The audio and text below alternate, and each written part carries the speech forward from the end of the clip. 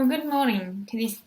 Welcome to this week's assembly, which we will be looking at the theme of Refugee Week. Well, back when I was at secondary, I had three close friends: Amanda, Catherine, and Izzy. I went to primary school with Catherine, and Amanda grew up just a couple of suburbs away from me. But Izzy grew up in a country called Yugoslavia. Now, you may not have heard of this country before, and that's because in the early 90s, it broke up into 5 different countries. Now, this breakup was not peaceful. It involved war. And so while Izzy was still in early primary school, she and her family were forced to leave their home because it was no longer safe for them to live there. They left behind their home, their family, their friends, and all that they knew, and they fled to another country. That country didn't particularly want them either. And so, after a number of years and a number of places of living, they were finally accepted to be settled in Australia. To find a country that accepted them, they had to go to the other side of the world. And this gives you a bit of an idea of how far they had to go to find a country that would accept them.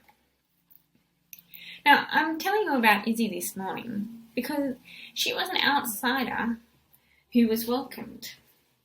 When she arrived in Australia, she and her family had nothing but their possessions and a few suitcases. They knew no one, and they didn't know the language. She was an outsider, but people welcomed her. People cared for her, and soon they became her friends. Now, when Izzy fled her country, she was what's known as a refugee. Now, a refugee is someone who's had to flee because of war, violence, conflict, or persecution, had to go to another country to find safety. Now, Izzy was a refugee because there was war in her country and it was no longer safe for her to live there. Now, I've had other friends who have become refugees because of their race. One of my friends lived in Rwanda during the time of the genocide, and because of his race, he had to flee the country. Otherwise, he was at risk of being killed.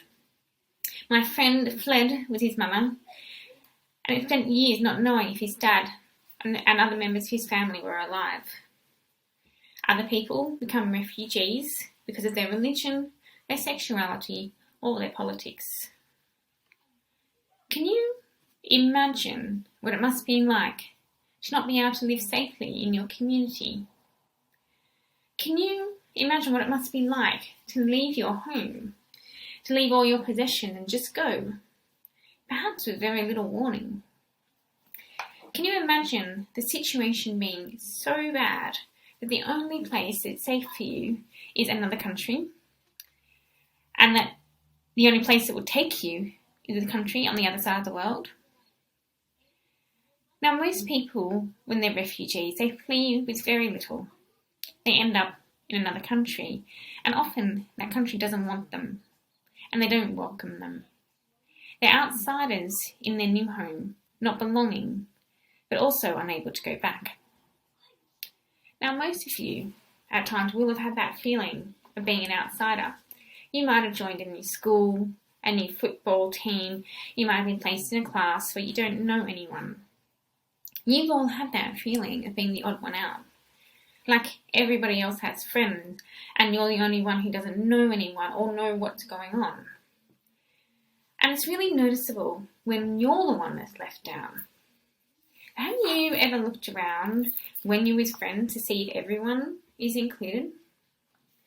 If you look around when you're with a group of friends, there's probably somebody who is the outsider, who's on the edge, who you could be welcoming too. Now, the reason why we're talking about refugees and outsiders today is because God speaks quite a lot about outsiders in the Bible. It's something that God feels quite strongly about. But why? Well, God cares about outsiders because his people were outsiders. In Deuteronomy, it says that God defends the cause of the fatherless and the widow, and loves the foreigners residing among you, giving them food and clothing. And you are to love those who are foreigners, for you yourself were foreigners in Egypt. And the foreigner residing among you must be treated as your native born. Love them as yourself, for you were foreigners in Egypt. I am the Lord your God. And also, speak up for people who cannot speak for themselves.